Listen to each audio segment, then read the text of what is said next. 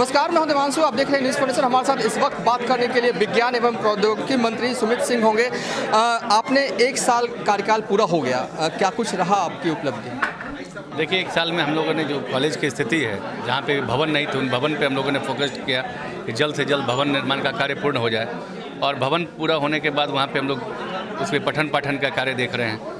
Campus selection पे हम लोग जोर दे रहे हैं कि बच्चे जब हमारे यहाँ पढ़ लिख के निकल जाते हैं तो उनका कैंपस सिलेक्शन कहाँ हो, जॉब वो कहाँ करें। तो हम लोग जॉब की व्यवस्था पे देख रहे हैं। और आपने देखा होगा कि पिछले वर्ष तकरीबन 500 के आसपास बच्चों का सिलेक्शन हुआ है और 20-20 लाख 25-25 लाख का पैकेज मिला है लड़कों को। तो ये हम लोगों ने शुरुआत किया है और लगातार प्रयासरत है कि कैंपस सिलेक्शन हो और आगे भविष्य में जितने भी बच्चे हमारे यहाँ पढ़ के निकले उन सबका जॉब सिलेक्शन। क्या हम ये कह सकते हैं आज की तारीख में कि बिहार के सरकारी स्कूलों में आपने कंप्यूटर पहुँचा दिया, बच्चे कंप्यूटर की पढ़ाई अच्छी से कर रहे हैं? बिल्कुल शुरुआत की गई है अभी इसकी, और अभी ये समझिए कि शुरुआत है। और ई लर्निंग को लेकर किस दिशा में आप लोग आगे बढ़ रहे हैं? क्योंकि 2 साल लगातार बच्चे घर पर ही बैठ के पढ़े, लेकिन कहा जाता था कि सरकारी बच्चों के पास मोबाइल नहीं था हाथ में, वो ई लर्निंग उस तरीके से नहीं कर पा रहे थे जिस तरीके से प्राइवेट बच्चे कर पा रहे थे। इस पर अभी क्या नया प्रारूप है इसका, इस पर मैं अभी पूरी तरह से इस पर जानकारी नहीं है मुझे। इसके अगर इसकी मैं पूरी जानकारी ले लूँगा तभी मैं कुछ बता पाऊँगा। वैसे कौन से सपने हैं जो आप पूरे करना चाहते हैं बचे हुए कार्यकाल में अपने विभाग के? देखिए, हमारे कार्यकाल में जो हमारा अंग प्रदेश है जहाँ और या जहाँ से मैं विधायक हूँ, मैं चाहता हूँ कि उस इलाके में कहीं कोई शिकायत ही ना आए। यही मेरा सबसे बड़ा स्वप्न है। किस तरीके की शिकायतें? कोई भी शिकायत ना आए, हर कुछ सब कुछ ठीक ठाक हो जाए।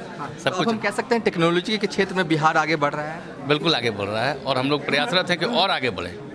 किस तरीके रोड मैप क्या है, मतलब कि जिससे स्कूल हो गए, चाहे आपने कहा कि प्लेसमेंट हो रही है, कॉलेजेस अच्छे हो जाएंगे, पठन पाठन का कार्य अच्छा हो जाएगा, कैंपस सिलेक्शन होने लगेगा तो स्वतः लड़के उसमें आने लगेंगे। फिर बाहर जो बच्चे जा रहे हैं पढ़ाई के लिए वो बच्चे बाहर नहीं जाएंगे पढ़ाई, हमारे बिहार में ही वो रह जाएंगे। और सबसे खास बात है कि जो बिहार के बच्चों का जो फीस है वो इसी वर्ष से हमारे माननीय नेता के निर्देश के अनुसार हम लोगों ने इंजीनियरिंग कॉलेज का फीस 10 रुपया कर दिया है। लड़कियों को भी काफ़ी सहूलियत मिल रही है। सहूलियत है, उनको 35% आरक्षण है। सबसे पहले आप सबका मैं स्वागत करता हूं।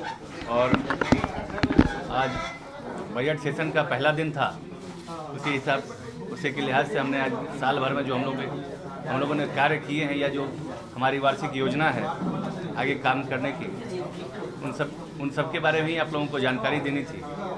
जैसा कि आप लोगों ने आप लोग ये जानते होंगे कि जब तक हमारी जो सरकार है 2005 के पूर्व जब हमारी सरकार बनी थी, उसके पूर्व जो बिहार की स्थिति थी उसमें मात्र 3 इंजीनियरिंग कॉलेज, 13 पॉलीटेक्निक कॉलेज, इनकी संख्या इतनी ही थी। लेकिन आज के दिन में आप किसी भी ज़िले में चले जाएंगे तो लगभग हमारे कॉलेज तैयार हैं, और जहाँ नहीं भी तैयार है वहाँ भवन समझिए कि अगले वर्ष तक हम लोग को कंप्लीट हो जाने की स्थिति में है। और हमारी स्थिति ये है कि अब हम हर जगह पठन पाठन के कार्य में सुचारू रूप से पढ़ाई करवा रहे हैं। उसके अलावा हम लोग लगातार निरंतर प्रयासरत रहते हैं कि कैसे इसमें और ज़्यादा प्लेसमेंट हो सके, इसलिए लगातार कैंपस सिलेक्शन के भी हम लोग ये प्रयास किए हुए हैं। और अभी आपने देखा होगा कि पिछले इस साल में लोगों का मतलब लड़कों का जो पैकेज है वो 20-20 लाख तक के पैकेज पे लड़कों को यहाँ पे सिलेक्शन किया गया है। और उन सब का नंबर हम लोगों ने अंकित करके, मोबाइल नंबर अंकित करके अखबार में उसकी सूची दी थी। ये सब जानकारी के साथ कि जिनकी नौकरी लगी है और उनके मोबाइल नंबर के साथ कि जो भी चाहें उसका वेरिफिकेशन कर सकते हैं। उसके अलावा जो हमारे क्षेत्र में कार्य योजना थे, जो हमारे किए हुए वादे थे क्षेत्र में, क्योंकि मैं इकलौता निर्दलीय जीता हूँ अपने पूरे बिहार में, और हमने जो कुछ भी वादा किया था अपने क्षेत्र में, मैं प्रयासरत रहता हूँ कि अपने क्षेत्र के प्रति ईमानदारी से अपने वहाँ पर लगा रहूँ।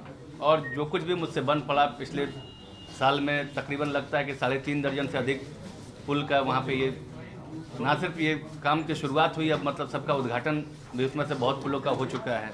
सड़कों की भी स्थिति वैसी ही है और बहुत सारी ऐसी योजनाएं हैं जो अभी लंबित हैं, उन योजनाओं को भी हम लोग लगातार पूरा करना चाह रहे हैं। और जिस तरह से हम लोग का काम चल रहा है, हमें पूरा विश्वास है कि ये जो पूरा 5 वर्षीय जिसका समय मुझे मिला है, मुझे पूर्ण उम्मीद है कि सभी इंजीनियरिंग कॉलेज में पढ़ाई पठन पाठन का कार्य और जो प्लेसमेंट से संबंधित जो मामला होता है ये सब हम लोग सुचारू रूप से कर लेंगे।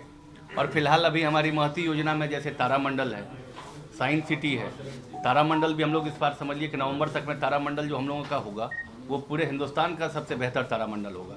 उसकी जो टेक्नोलॉजी होगी वो पूरे हिंदुस्तान में सबसे बेहतर मानी जाएगी। साइंस सिटी भी हम लोग प्रयास करेंगे कि इस वर्ष उसको कंप्लीट कर लें, वो भी तकरीबन 640 करोड़ की लागत से बन रहा है। और तारामंडल दरभंगा वहाँ की भी स्थिति अब हम लोग उस पर देख रहे हैं, उस पर भी हम लोग प्रयास कर रहे हैं कि जल्द से जल्द उसकी शुरुआत कर ली जाए।